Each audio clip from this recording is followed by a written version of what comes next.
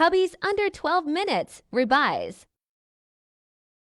Before he starts, he lets them rest at room temperature. I bought him this cool oil sprayer from my daughter's TikTok shop. He loved it. First, he puts oil on both sides of the steaks, and then he put Montreal steak seasoning on both sides.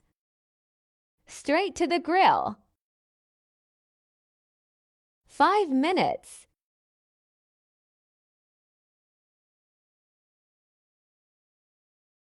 Oops, I missed the flip. He cooks them 3 to 4 minutes on the other side. We like them pink in the middle. Remove from the grill and enjoy.